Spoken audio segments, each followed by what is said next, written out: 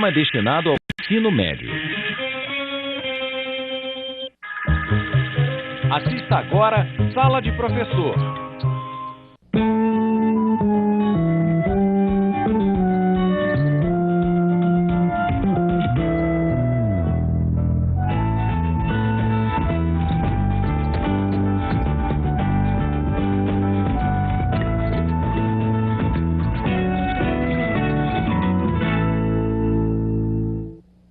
Olá, professoras e professores, sejam todos muito bem-vindos a mais um Sala de Professor. E hoje nós vamos conhecer um pouco mais sobre a América Latina e dessa vez é o olhar feminino que nos conduzirá na viagem. O documentário Mulheres Artistas da América Latina nos mostra o século XX como um período de explosão artística das mulheres latino-americanas. Alguns nomes importantes são Anita Malfatti, Tarsila do Amaral, por exemplo, para falar do Brasil, Frida Kahlo e Maria Izquierdo, no México, e muitas outras. O interessante é perceber a diversidade artística e a força expressiva dessas mulheres. São obras que romperam fronteiras e se tornaram universais. Para trabalhar com esse tema, nós só poderíamos chamar 3 professoras extraordinárias e da América Latina. Está aqui a professora Denise Mendes de História. Tudo bem, Denise? Tudo bom, Valmir? Seja muito bem-vinda ao nosso programa. Muito obrigada. Um prazer falar desse assunto e os professores de História vão se beneficiar muito desse documentário. Sem dúvida. A minha proposta é trabalhar em 2 vertentes. Uma investigando a colonização da América e uma outra que é um ramo da historiografia, que é a história das mulheres. Maravilha.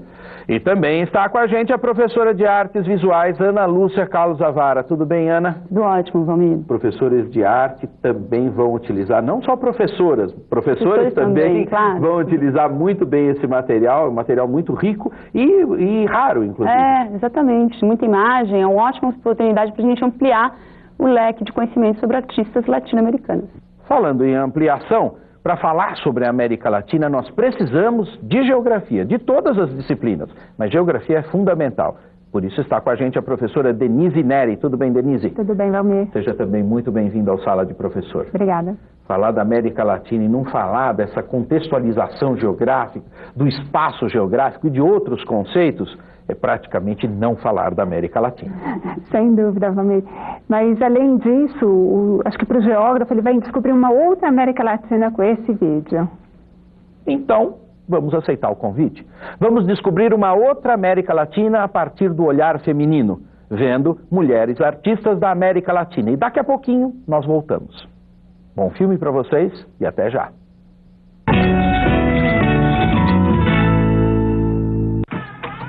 Esperamos que as pessoas sintam alegria com a tela, não apenas alegria estética, mas espiritual. Várias vezes, quando trabalho, gostaria de dar uma certa luz à minha pintura que não é possível ter na realidade. Eu fiquei muito nervosa quando o homem chegou à Lua. Pensei que não pintaria mais, que os pincéis estavam obsoletos. A maior influência que um artista pode ter é olhar para dentro de si. Nem sei se meu pai foi a algum museu ou exposição, mas tudo que eu desenhava para ele era algo precioso. Distribuição Sinapse. Mulheres Artistas da América Latina. Mulheres Artistas da América Latina, 1915 a 1995, é a primeira exposição em grande escala nos Estados Unidos a enfatizar a importante contribuição que as mulheres da América Latina fizeram às artes visuais do século XX. Consiste em quase 150 trabalhos de 35 artistas famosas de 11 países diferentes.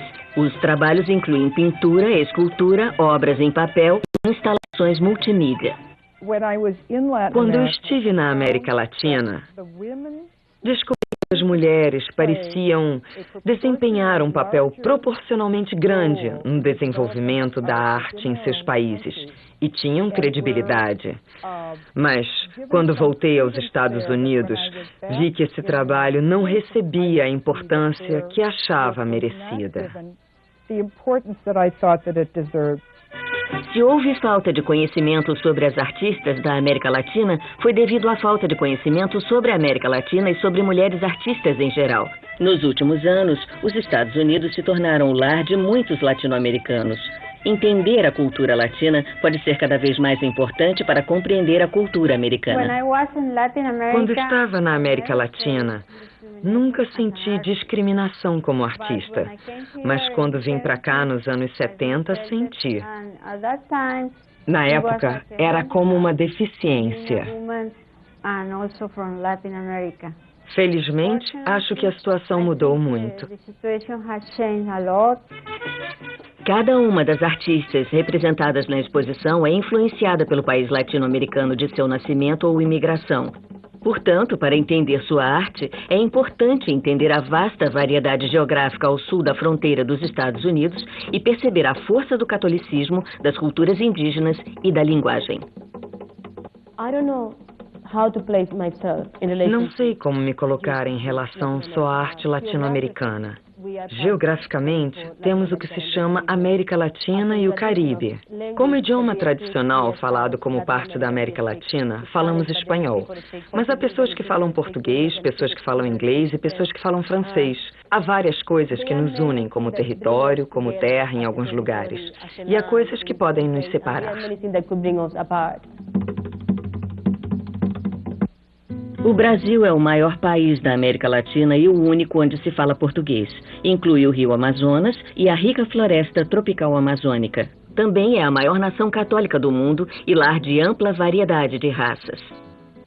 O Brasil sediou o primeiro evento de arte moderna da América Latina, a Semana de Arte Moderna na cidade de São Paulo, e produziu duas das primeiras artistas modernas latino-americanas, Anita Malfatti e Tarsila do Amaral. A primeira exposição de arte moderna no Brasil foi em 1917, de Anita Malfatti. Anita foi para a Europa e, quando voltou ao Brasil com uma nova série de pinturas fortes, foi um escândalo.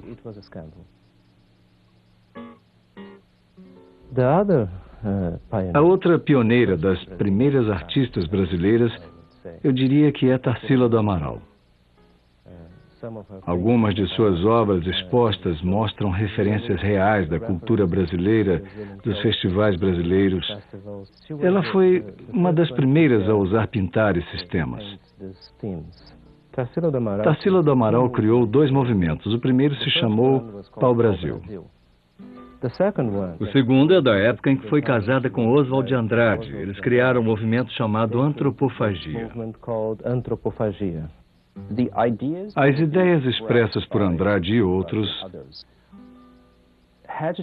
tinham a ver com a ideia de que os artistas latino-americanos tomariam e assimilariam, se apropriariam e transformariam os elementos artísticos externos da Europa, talvez da América do Norte, de outros países latino-americanos e de sociedades indígenas, por exemplo, e os tornariam algo que reagiria à personalidade específica das pessoas a quem eles dirigiam sua arte. Os Estados Unidos e o México dividem 2.400 quilômetros de fronteira e centenas de anos de história. Porém, o México tem uma história monumental própria. Antes da conquista espanhola, havia inúmeros impérios nativos: zapotecas, astecas e maias, cada um com sua própria religião, idioma e cultura. Eles se misturaram com o povo espanhol, bem como outros imigrantes, para criar uma nação realmente mexicana. As tradições da arte mexicana são extremamente desenvolvidas, tendo produzido uma arte pública sociopolítica chamada muralismo nos anos 20 e 30. Edifícios públicos eram pintados com enormes afrescos que contavam histórias. Esse tipo de arte causou o primeiro interesse curatorial pela América Latina em Alfred Barr, fundador e diretor do Museu de Arte Moderna de Nova York. As contemporâneas dos muralistas mexicanos foram Frida Kahlo, Maria Schierdo, Leonora Carrington e Remedios Varo. É difícil olhar para qualquer artista, homem ou mulher, sem ver o que os seus contemporâneos faziam. Uma das artistas mais interessantes da América Latina que se tornou acessível ao público americano foi Frida Kahlo. Ela se tornou uma figura pública interessante. Depois, muito mais tarde, a obra de Frida Kahlo atraiu de novo o interesse dos americanos. Então, acho que Frida Kahlo abriu essa porta duas vezes. Várias contemporâneas de Frida Kahlo merecem atenção. Em particular, Maria Izquierdo, que foi forçada a se casar muito jovem e assim continuou por vários anos até se rebelar, deixando o norte do país e indo para a Cidade do México no fim dos anos 20. Ela estudou arte e fez várias coisas que as pessoas achavam que as mulheres não deviam fazer. Seu relacionamento com o amigo Rufino Tamayo, um dos maiores pintores do século XX, estimulou sua arte e sua arte estimulou a de Tamayo. Ela conseguiu espalhar a fama da arte mexicana a outras partes da América Latina. Há uma artista mexicana contemporânea na exposição que continua as tradições de Izquierdo, Elena Clemente. Decidi ser artista aos 16 anos. Sou autodidata. Adoro pintar altares porque é um espaço onde se pode mostrar várias ideias. Ideias estéticas. Podem se pôr cores como quiser e arrumar as coisas. Adoro fazer natureza morta e cenas do cotidiano. Qualquer coisa que eu possa arranjar do modo que quiser. É como uma desculpa para expressar uma ideia estética e também um espaço que traz à tona uma memória.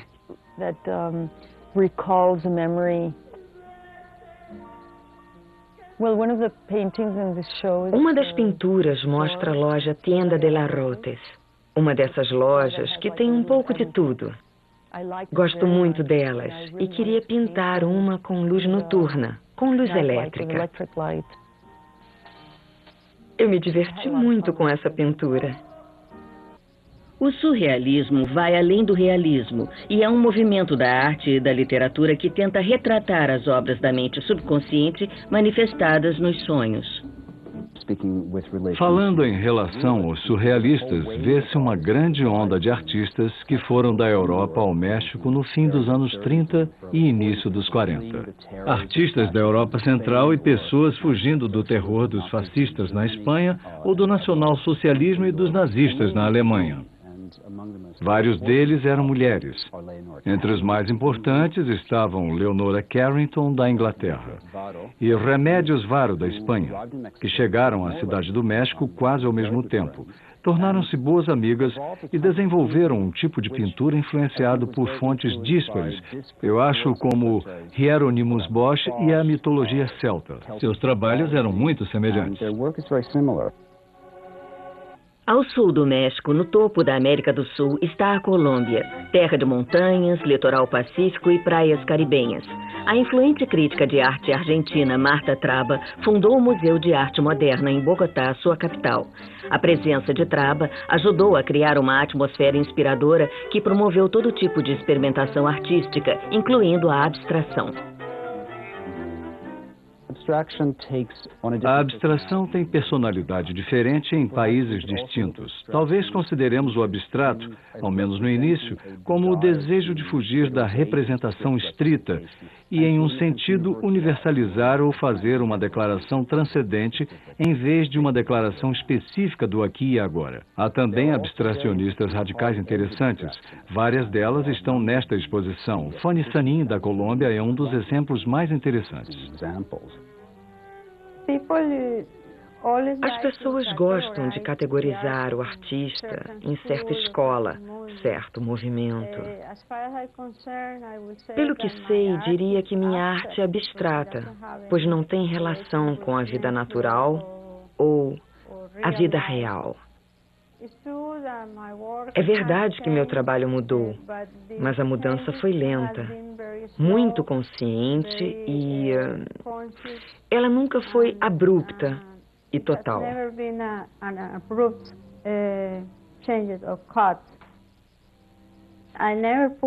Nunca uso a tinta direto do tubo. Sempre quero fazer minha própria mistura e escolher a cor que eu estou procurando. É um processo lento. Posso trabalhar várias horas até atingir a cor que realmente quero.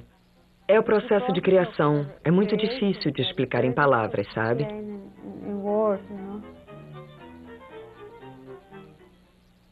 Enquanto cada país latino-americano desenvolveu sua arte de modo único, observações gerais podem ser feitas.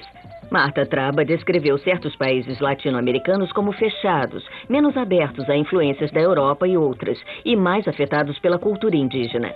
Esses países incluem Peru, Bolívia e México. Países abertos, em contraste, são mais receptivos à influência de outras partes do mundo. Esse grupo inclui Argentina, Uruguai, Brasil e Venezuela. A Venezuela está no canto nordeste da América do Sul. Sua capital, Caracas, produziu ampla variedade de artistas não figurativos de visão futurista. A arte cinética na América Latina teve, desde os anos 50, eu diria, um lugar muito importante na arte. Por exemplo, a artista venezuelana Gego era muito interessada nos novos métodos científicos aplicados à arte. Era interessada em ótica. Uma artista multitalentosa que combina várias influências é Elba Damast, que nasceu em uma ilha da floresta do rio Orinoco. Damast estudou em Paris e Valência antes de se mudar para Nova York nos anos 70. Ela cria dramáticas casas de madeira e telas de janelas pintadas desde 1986.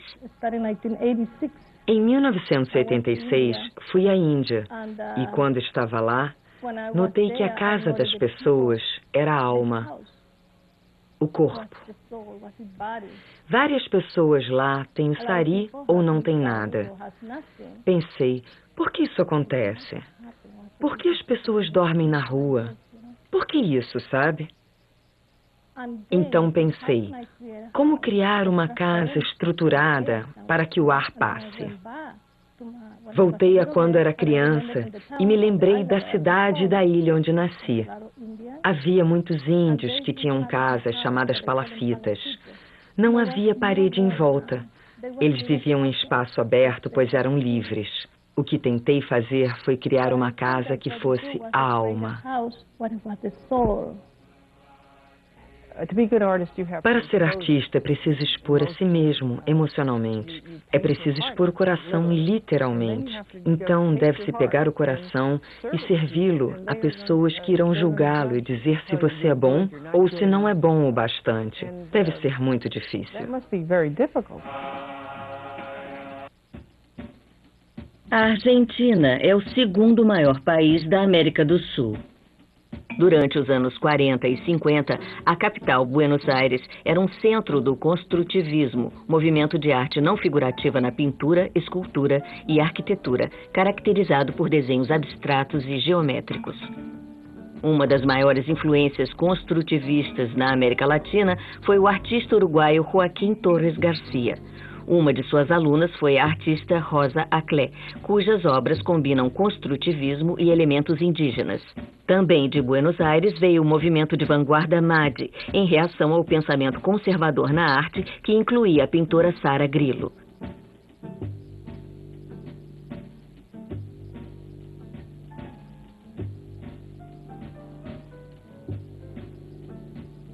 Nos anos seguintes, a Bienal mostrou a arte de Lygia Clark, uma das fundadoras do neoconcretismo.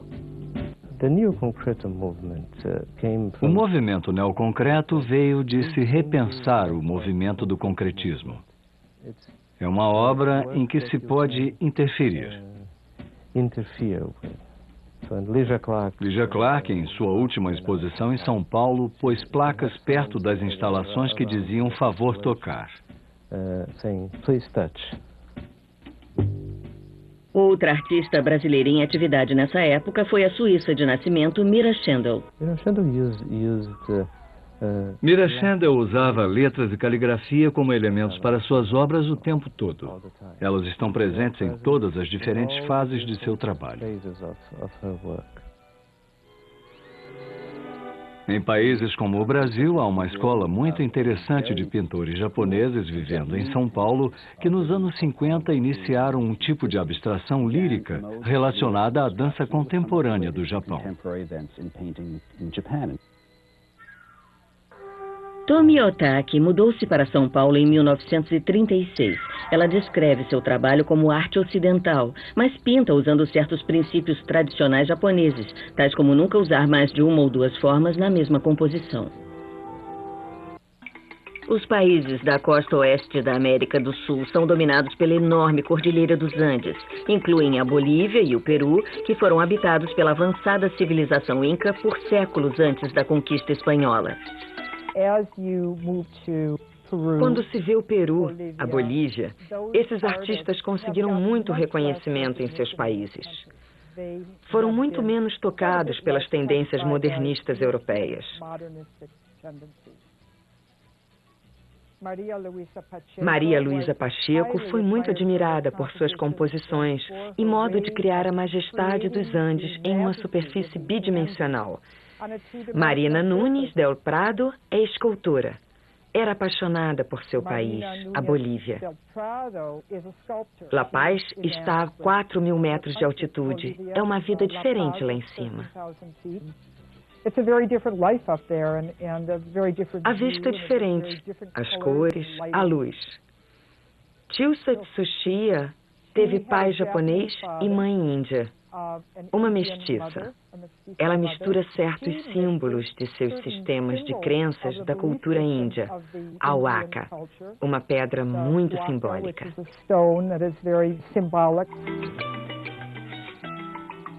Outro país andino é o Chile, que compreende uma faixa estreita ao longo da costa do Pacífico. Como vários países latino-americanos, o Chile sofreu nas mãos de um ditador militar, o general Pinochet, que tomou o poder em 1973 e dominou o país até 1990. Durante essa época, vários artistas foram perseguidos e outros deportados. Catalina Para é uma documentarista, ou uma documentadora do que acontecia. Seu comentário político é contra o sistema político que emergiu após Allende. A chilena Soledad Salamé deixou Santiago para estudar em Caracas, na Venezuela. Depois foi da Venezuela para os Estados Unidos. Ela agora vive em Baltimore. Acredito que a arte e a natureza devem estar juntas. Gosto de trabalhar com elementos funcionais na escultura.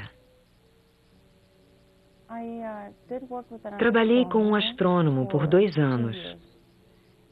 E com a sua ajuda, pude fazer vários relógios de sol. A peça que pus na mostra é parte do medo que tenho, de que se não fizermos algo pelo que nos cerca na natureza, estaremos perdidos.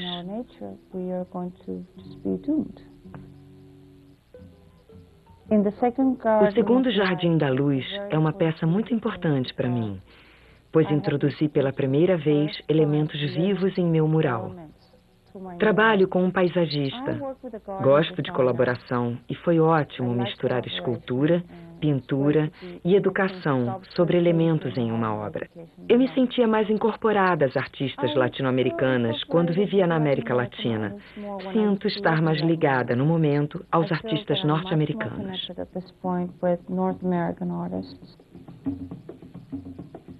A América Latina também compreende inúmeras ilhas caribenhas. Uma delas é Porto Rico, adquirida da Espanha pelos Estados Unidos em 1898. É o lar de Mary Mater O'Neill, que geralmente pinta autorretratos e cenas da terra natal.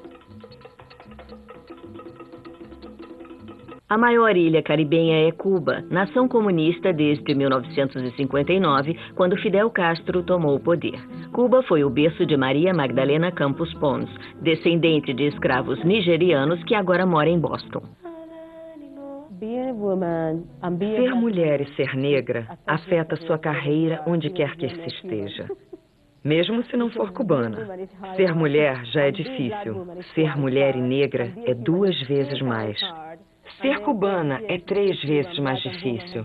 Ser cubana, negra e mulher tem sido muito importante para mim, para o bem e para o mal.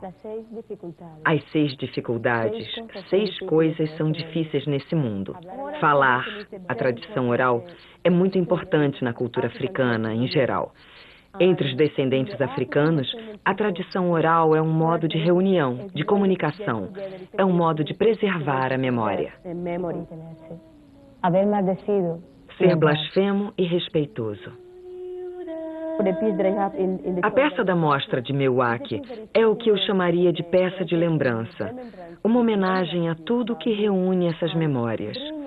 Decidi tornar essa peça não só minha própria memória, mas decidi envolver toda a família. Um dos complementos da peça é esta parede feita de tijolos e placas de cerâmica, de vidro e aço. Na verdade, cada paleta é um fragmento de conversa.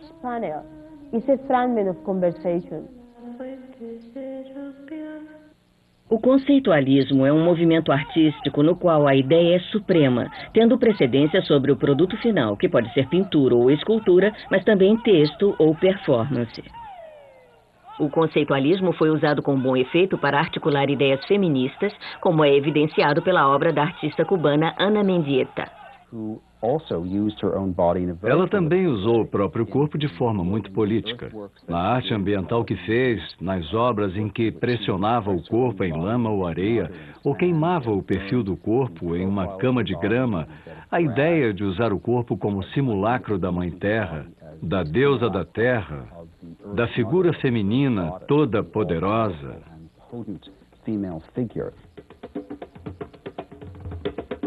A diversidade da arte nesta amostra é evidência de uma grande variedade de inspirações. Apesar dessas artistas terem o mesmo sexo e herança latino-americana, o aspecto mais comum é um desejo de criar e expressar uma arte universal. Não acho que precisemos, necessariamente, identificar uma iconografia latino-americana, um vocabulário de arte latino-americano, um discurso latino-americano, o que for tudo isso. Quero me posicionar e me posiciono em um vocabulário artístico, linguagem artística ou cenário artístico, sejam quais forem.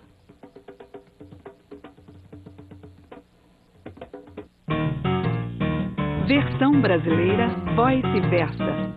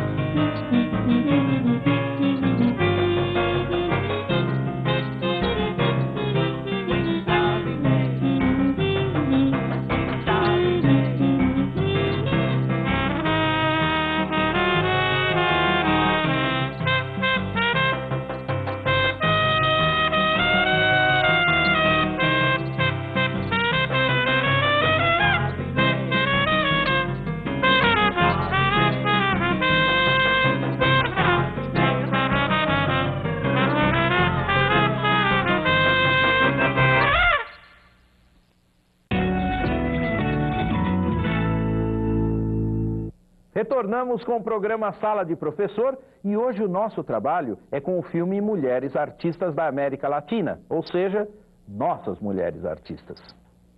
Legal conhecer a história dessas mulheres, as suas obras e principalmente conhecer as artistas que estão produzindo hoje, artistas contemporâneas. Bom, agora nós vamos fazer um breve intervalo e já voltamos para começar o trabalho. Mas antes, vamos saber como as professoras avaliam um trabalho interdisciplinar. Até já. Geralmente, eu proponho uma avaliação específica, porque sempre desenvolvo, mesmo aqui, um trabalho específico da área, e, posteriormente, uma avaliação mais geral, que englobe as outras disciplinas num produto final, que é interdisciplinar. Então, você pode ter notas separadas, se houver uma parte do processo que é bastante específica, né, de disciplinas ou tipos de instrumentos ou de acordo com o objetivo dos professores envolvidos, mas depois uma nota que é compartilhada e que é avaliada pelos 3 professores. O processo e o produto final, os professores envolvidos avaliam conforme aqueles critérios que tinham sido previamente estabelecidos. Por isso que é legal sempre no começo fazer um levantamento prévio, dos conhecimentos prévios dos alunos, saber de onde eles partiram e até onde eles chegaram, né? Daí você pode fazer uma comparação melhor, uma avaliação melhor.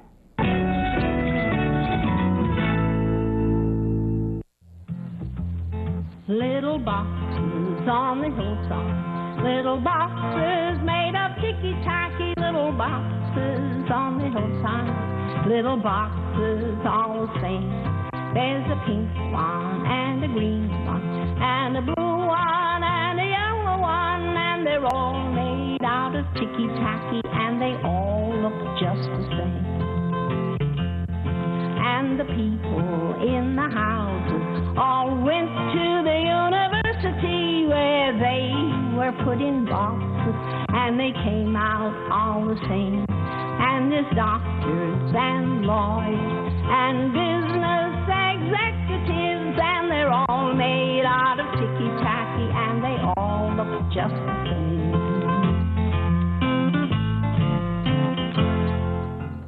Nesta semana, o Salto para o Futuro entra em cena com a reprise da série Linguagem Teatral e Práticas Pedagógicas. Mas, afinal de contas, o que significa viver feliz para sempre? Significa casar, ter filhos, engordar e reunir a família no domingo para comer macarronada. Nos programas vamos falar da história, dos personagens e do fascínio de uma das artes mais antigas do mundo.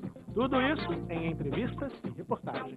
Um sucesso de público e de crítica que vamos exibir novamente nesta semana. Linguagem teatral e práticas pedagógicas. O Salto para o Futuro vai ao ar de segunda a sexta-feira, sempre às 7 da noite. Com reprises às 8 da manhã e às 3 da tarde. Aqui na TV Escola, o canal da educação.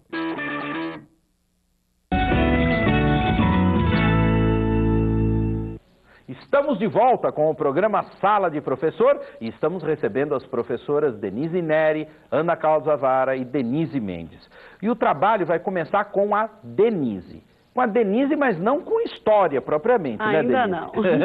Você está apresentando o trabalho como um todo. Então, a ideia é começar com os 3 professores envolvidos e fazer uma primeira discussão sobre o que é América Latina e mulher na América Latina. Perfeito. Então, o professor pode propor aí algumas perguntas. O que é a América Latina? Por que esse continente chama-se América Latina? Quais os países que fazem parte da América Latina? O que significa ser mulher na América Latina? Qual a especificidade de ser mulher e artista? Enfim, uma série de questões que os alunos vão começar a responder antes de verem o documentário. A partir dessas respostas, né, eles vão produzir um primeiro registro, que é um mapa conceitual. O que é um mapa conceitual? São ideias conectadas por ações que criam aí, entre os conceitos, significados. Eles podem fazer esse mapa conceitual à mão, mas também podem fazer com um aplicativo gratuito que podem baixar na internet, que é o CMAP Tools. Então eu vou mostrar para vocês um exemplo de um mapa conceitual que pode surgir nesse momento. Maravilha. Então, vamos para a nossa sala de trabalho, professoras, por favor. América Latina é um dos temas importantes para a gente trabalhar dentro da sala de aula. Não só porque o Brasil faz parte da América Latina, mas porque a gente precisa definir o que vem a ser, de fato, a América Latina. Para definir o que é a América Latina, nós precisamos entendê-la sob o ponto de vista de todas as disciplinas. É por isso que a gente não começa precisamente pela história, mas sim por todas as disciplinas, por um trabalho e por esse mapa conceitual. A partir do levantamento que eles fizeram, dos conhecimentos prévios que eles têm sobre a América Latina, eles produzem um mapa conceitual. Aqui é um exemplo usando esse aplicativo, né, que eu citei, que tem lá na ficha, que organiza. Então são conceitos, né, palavras relacionadas, que criam significado. Então, a América Latina fala o quê? Lá falam português, falam espanhol. Onde? Aqui no Brasil. Em que países? O Brasil faz fronteira com quais? Presidente mulher, em que países há uma presidente mulher? Então, um exemplo do que pode surgir nesse primeiro momento, antes de assistirem ao documentário. Não, que são ideias bem sintéticas, né? Certo. Isso mesmo, relações visuais. Primeiras visuais, mas ainda o registro verbal. Deixa eu só falar um pouco do aplicativo. Quando a gente pensa dessa maneira, a pessoa fala, isso é difícil de fazer, será que eu tenho que desenhar essas... Muito tranquilo, Valmir. Meus alunos do Ensino Fundamental 2 trabalham e fazem mapas conceituais maravilhosos e muito interessantes para depois recuperar, a partir do mapa, construírem um texto recuperando as informações. Tá, ok. Muito fácil. Uma coisa que é interessante também é a gente pensar o mapeamento a partir da geografia, mas pensando na arte, né? É interessante quando um professor de geografia usa um mapa pensando na arte. É porque esse mapa foi apresentado no documentário, é uma produção do uruguaio Torres Garcia, né? E ele subverte o mapa, né? Se bem que, tecnicamente, a gente pode fazer isso. O professor de geografia pode explorar a questão das projeções cartográficas. Mas é para causar um estranhamento no aluno. Qual a intenção do autor? Por que ele fez isso? Né? Para causar esse novo olhar sobre a América Latina, que a gente quer. Ou seja, você está também ainda apresentando aqui, numa primeira levada, essas impressões gerais, e é interessante você perceber que a gente pode usar a arte para isso. Da mesma maneira que também a gente pode usar a arte para pensar o mapeamento, né? Daqui a pouquinho a gente vai falar disso. Mas a gente pode pensar também a história desse ponto de vista e a arte lendo os mapas, né? Vamos ler os mapas com a arte? Vamos. Esse primeiro momento com o Torres Garcia é importante justamente também para a gente introduzir, né, os mapas, as convenções, que na verdade chama atenção para isso. E na disciplina de arte, especificamente, é uma boa oportunidade para a gente mapear o conceito de mapa. Então a gente pode apresentar para o aluno diversos mapas de diversos períodos da história. Então esse, por exemplo, do século XVI, eu vou voltar nele, esse do 17 e esse aqui do 18. E perceber, e perguntar para o aluno o que ele percebe dessas diferenças entre eles. Por exemplo, a gente nota aqui como há uma liberdade na representação muito maior, né? Vou falar uma coisa aqui, parece uma cobra, né? Mas se a gente olhar bem... Uma cobra sinuosa. Exato. É o rio Amazonas, né? Aqui o Rio da Prata. E você tem seres mitológicos também. A ilustração misturada com a topografia, né? E isso é muito bonito, porque isso a gente vai ser muito útil também para a nossa atividade interdisciplinar lá na frente.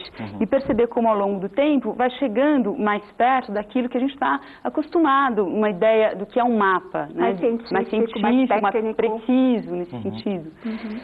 Bom, então, acho que seria isso, a disciplina de arte, e também, isso eu vou dar mais detalhes na ficha, pode ser um momento de pesquisar um pouco sobre mulheres artistas, né, e sobretudo as brasileiras, e sobretudo uma que nos interessa, que é a Adriana Varejão, mas mais tarde eu falo por quê. Bom, nessa linha também de uns professores trabalharem com temas de outros professores, você também está fazendo uma interação com a arte aí, né, Denise? Isso mesmo, então aproveitando esse gancho das ilustrações, que são chamadas vinhetas, que eram muito comuns nesses mapas, né, dos primeiros tempos, aí logo após o descobrimento da América. Com este novo mundo, né, os cartógrafos europeus têm que passar também a representar este novo mundo. E essa representação cartográfica não é apenas a representação de um novo espaço, mas a representação de um novo olhar, né, é uma representação ideológica sobre o que é a América. Então, o que se costumava fazer nessas vinhetas é fazer a representação dos 4 continentes em uma figura feminina. Então aqui a gente tem o continente americano, a América, ainda com uma representação greco-romana, mitológica. Um tatu embaixo. Isso. E aí... Ela é uma pose heróica, né? Exato. Sem dúvida. Mas a representação vai mudando um pouco aí ao longo do tempo, como eu vou mostrar, mas é sempre essa figura feminina desnuda, né? Inserida numa paisagem que é deste novo mundo, então a gente vê cenas de guerra, o tatu, uma cena de antropofagia aqui, o penacho na cabeça. Mas uma ideia ainda um pouco fantasiosa também, né? Sobre o que é um desconhecido, essa paisagem, é um desconhecido que atrai, mas é um desconhecido que também causa medo, né? É esta América que seduz, mas que também é estranha, né?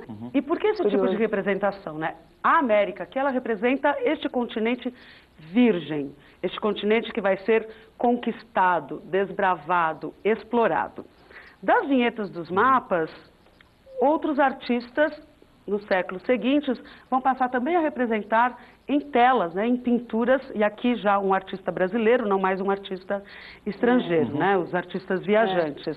Muda a paisagem, tudo, né? Muda a paisagem, isso, animais, né, fauna e flora. E aqui o que a gente tem, essa índia desnuda novamente, penacho na cabeça, só que com os pés sobre um pote de ouro, que é a riqueza do continente. Aqui o ouro já estava sendo bastante explorado. Tá certo. E uma última representação desta alegoria, né, do continente americano, novamente essa Índia, né, impúbere aí, virginal, né, que vai ser depois ao longo do tempo conquistada. Então, é uma alegoria bastante interessante que mostra também a visão do outro, o olhar do outro sobre esse novo continente. O que eu acho interessante é que agora a geografia não vai falar de mapas especificamente, nem dessas alegorias, mas vai falar de uma questão que eu acho fundamental e também muito atual, que são os indicadores não só econômicos, mas sociais também, né? Sem dúvida. E dentre eles, o IDH é o que tem sido bastante utilizado, né? Misturando indicadores sociais como a esperança de vida, a alfabetização, né? E junto com a renda per capita. E aí a gente tem uma decrescente, né, os índices dos países da América Latina, de alguns aqui, né? E a ideia é dar esses dados para os alunos e deixá-los tentar desbravar. Eles entendem o que são esses indicadores, né?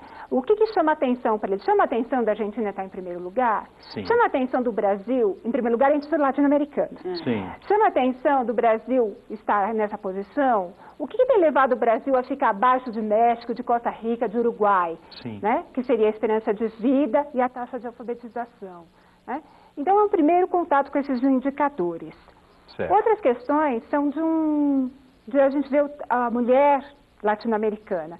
Eu peguei aqui alguns indicadores de uma conferência sobre a mulher que teve, sobre a mulher na América Latina. E aqui alguns indicadores de trabalho, por exemplo. A gente tem 3 países, Bolívia, Guatemala e Nicarágua, né?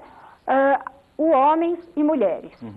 Horas trabalhadas fora de casa, remuneradas, e trabalho não remunerado. Uau! Homem, mulher, menos trabalho remunerado, menos horas, mas muito mais trabalho não remunerado. Em todos os países. Olha, 6 horas de trabalho não remunerado. Tá Isso certo? é o quê? Guatemala? Guatemala. É outra jornada de trabalho, que na soma em todos os países dá uma quantidade maior de trabalho sem feminino. dúvida. 12 horas de trabalho por dia. Isso não está bem representado na política, né? Essas horas de trabalho não correspondem. Se você vê aqui, por exemplo, a representação no Senado das mulheres, né? Tem países que ínfima, 3%, 4%, né? Com destaque aqui para a Argentina, que já tem há muito tempo algumas políticas afirmativas. Perfeito. México em segundo lugar, Brasil em terceiro. Só vou pedir para você voltar rapidamente para a tabela. Rapidamente isso. Essa tabela é bastante interessante porque ela foi montada por você. O professor não vai encontrar em outro lugar, a não ser na ficha, não é isso? No relatório das Nações Unidas, você tem o quê? Tem os dados do mundo inteiro. E de lá eu pincei somente os da América Latina, né? É um pouco desse trabalho manual, né? Um pouco não. Bastante trabalho manual. Eu tenho certeza que o professor vai utilizar muito bem esse material também. O professor de História depois pode utilizar esse material ricamente. Bom, agora nós vamos fazer um breve intervalo, porque tem muito mais. Nós já voltamos com mais Sala de Professor. Não saia daí. Até já. Junto com os professores, você já vai pontuando quais são os momentos que vai ter as paradas, quais são os produtos intermediários, e deixar tudo claro para o aluno. Aonde que ele vai ser avaliado, como que ele vai ser avaliado, já quando apresentar o projeto, apresentar todo o percurso e toda a avaliação. É mais difícil, mas é mais gratificante para o professor do que uma prova, né? Você tem mais instrumentos, eu acho que é mais democrático também para o aluno, né? Não fica uma avaliação, são várias avaliações, mais de um olhar, que não é só de um professor, sobre o aluno, sobre o trabalho dele, né? Eu acho que é mais gratificante, é mais correto, eu acho, né? É mais justo para o aluno.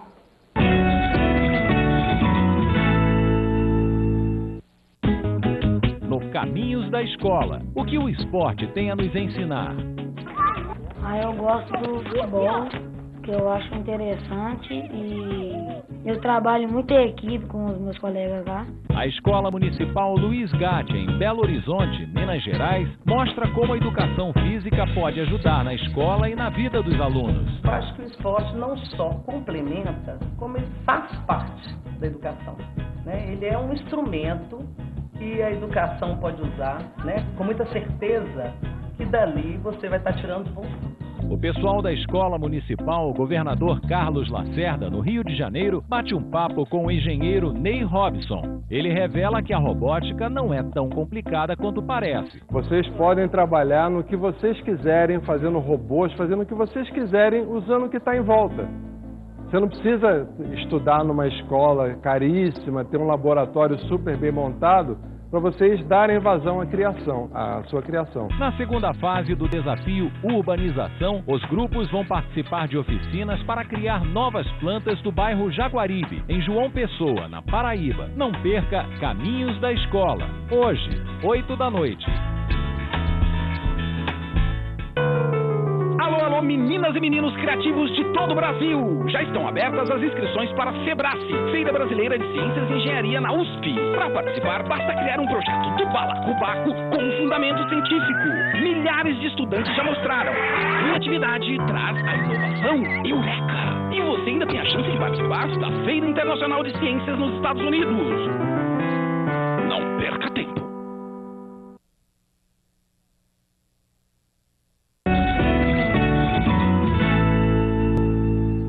O Sala de Professor está de volta e hoje o nosso trabalho é com o documentário Mulheres Artistas da América Latina.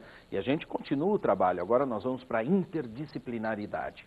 E nós estamos começando com a Denise, que vai recuperar algumas ideias, né, Denise? É importante recuperar o primeiro registro que eles fizeram naquele mapa conceitual que a gente viu. O que eles vão fazer agora? Complementar, corrigir, ampliar. Por quê? Porque eles passaram por um processo de reflexão, de discussão. Certamente eles terão muito mais informações para expor nesse novo mapa conceitual.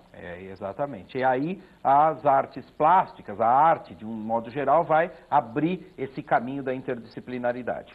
Porque a gente agora vai para o produto mesmo do interdisciplinar. O que é? É propor que eles trabalhem com uma ideia que a gente vai chamar de mapa de artista, onde eles vão poder justamente explicitar essa reflexão que foi feita ao longo desse processo, através dessa ideia no mapa de artista que eu vou exemplificar. Nada melhor do que o visual para explicar isso. Já que é um mapa de artista. Já que é um mapa de artista. Esse primeiro é do Debord e ele faz aquilo que ele chama de uma geografia da percepção da cidade, de Paris, nesse caso. Então, nada mais é do que o próprio mapa, se a gente chegar perto... São partes da cidade? São partes da cidade. É um mapa que ele recortou... agora que eu estou vendo ruas, os quarteirões. Exatamente, os quarteirões. E aí ele reorganiza essa cidade de um modo que é percebido por ele, né? E ele, na verdade, se baseou... Guia psicogeográfico de Paris. Ele também chama de psicogeografia, né? Que é essa geografia que é sentir o ambiente, a sua volta, a relação que ele tem com o ambiente. Exatamente. E ele se baseou nesse outro mapa, que é do século XVII, de uma escritora francesa, que chama Madeleine de Scudéry. E o que é isso? Ela propõe uma viagem pelo mapa do amor. Então, assim, tem o rio, o lago da indiferença, o rio o mar várias emoções. Né? Isso, o mar perigoso. Onde você vai... É um mapa subjetivo, né? De uma geografia sentimental, a gente poderia chamar. Também pode ser uma opção, né? Tem uma legenda ali, né? Do lado de... Tem escala e tudo. É uma brincadeira, né? Assim, Denise, o que você está achando de tudo isso? Tem um mapa do amor aí, é isso? Existem vários mapas. E por último, eu queria mostrar um outro tipo de representação, que eu também acho muito boa, que é do designer gráfico norte-americano Steinberg, quando ele pensa um pouco na mentalidade do americano, do que é o mundo para ele, né? Então ele parte da 9ª e da 10ª Avenida de Nova York, e lá no horizonte, lá ao longe, depois do rio, você visualiza um pedacinho da Rússia, um pedacinho do Japão, até o da Oceano China, Pacífico. Uma ironia, uma brincadeira, e um desenho que é simples, mas ele é bem explícito também, bem claro naquilo que ele quer expressar como conceito. E, por último, uma artista latino-americana, brasileira, contemporânea, que é a Adriana Varejão, e que trabalha muito também sobre a história do Brasil, a violência da colonização, desse processo, que foi discutido de um modo mais aprofundado durante as aulas de história.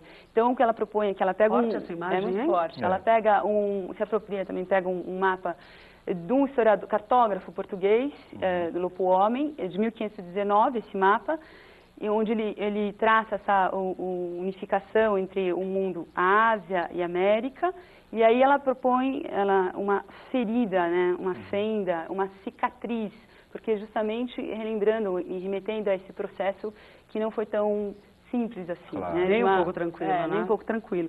E isso também pode, remete até ao próprio órgão sexual feminino. Também. A gente pode ter essa leitura, que acho que é até mais visível aqui.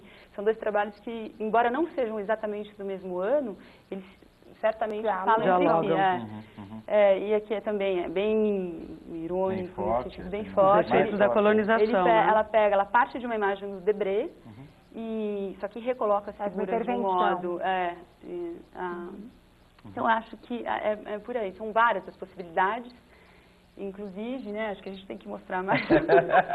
Não, eu vou falar, eu vou explicar para os professores aqui, vou pedir licença e explicar para os professores. Eu sempre lanço uns desafios para os nossos professores que vêm, que trazem as suas propostas. E eu trouxe também um desafio para elas. Disse o seguinte: escuta, vocês estão trazendo obras, mapas, na verdade, de artistas. Então, propondo mapas de artistas, por que vocês não fazem um mapa de artista? Aí eles falaram o seguinte: a gente pode fazer um croquis para mostrar para os professores mais ou menos o caminho, porque a gente também não quer entregar tudo, a gente não quer fazer uma bula, né? Então vamos ver o trabalho que vocês fizeram. Exatamente, vamos ver o trabalho que vocês fizeram. E eu achei muito bom esse mapa de artistas. Vocês querem explicar um pouquinho pra gente?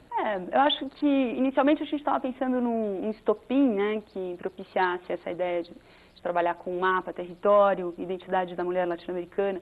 Então a gente partiu, esse estopim foi essa imagem aqui ao fundo, dessa forma orgânica, que ela remete a uma ideia de mapeamento, de território, né, de fragmentos que se ligam, exatamente. É uma unidade, porém você lê também com fragmentos. Ali parece América de ponta cabeça, ao mesmo tempo.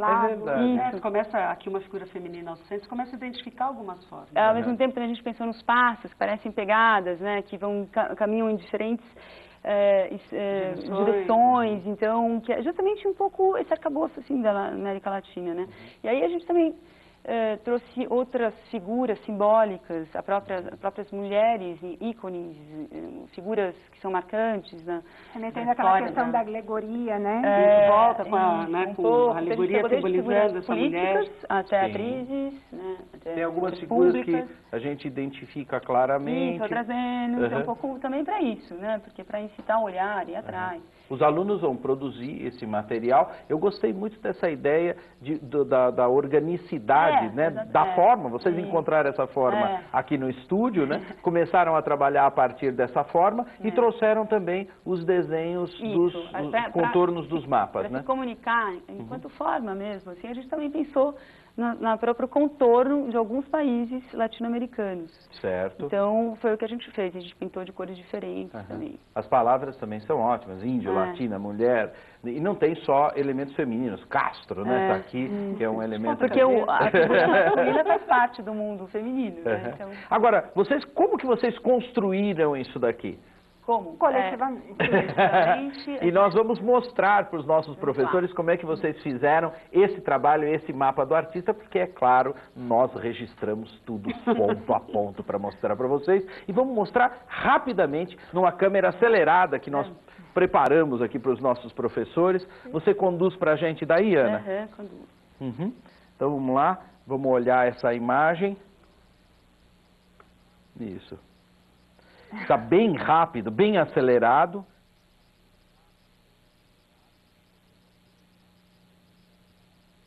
E vocês são rápidas, hein? Nunca imaginei que vocês fossem fazer assim tão rapidamente. A gente vai vendo, dá uma olhada, rearticula aí as ideias. A gente pegou as imagens da internet, né? A gente decidiu quais imagens seriam essas, recortamos e fomos colando. Um processo bastante simples. Sim, sim.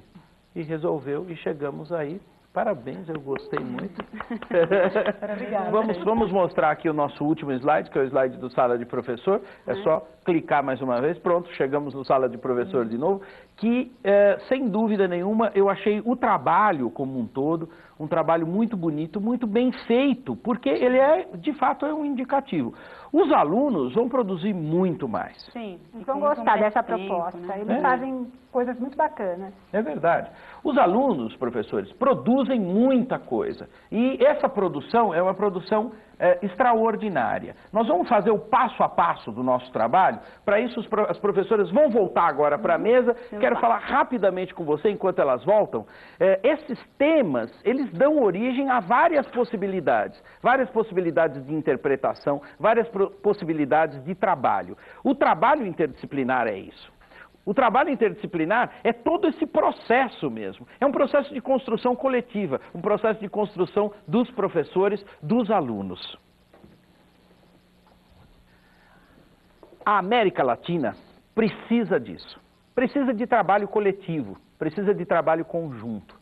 Eu acho bonito um projeto interdisciplinar que constrói coletivamente. Por isso que esse indicativo é tão importante, é tão interessante.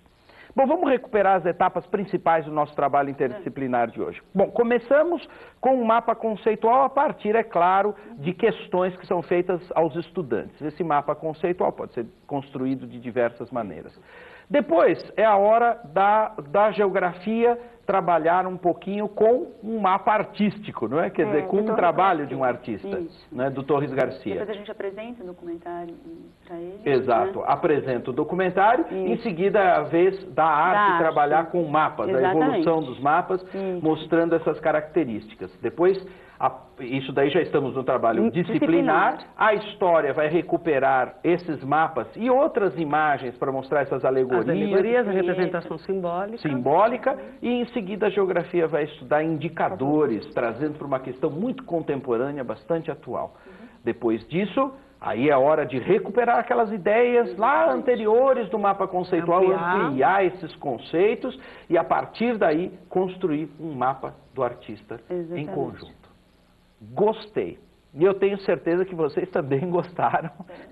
E eu tenho certeza que vocês também gostaram. E não se esqueçam que todas as informações adicionais sobre esse trabalho estão na ficha de atividades que as professoras prepararam com muito carinho para vocês. A ficha está lá no site da TV Escola, esperando por todo mundo. O endereço é tvescola.mec.gov.br. Não deixem de estudar esse material, ok?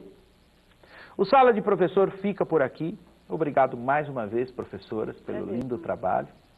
É um prazer mesmo, prazer trabalhar com todo mundo, com vocês. Nos vemos no próximo programa. Até lá, um bom trabalho. Tchau.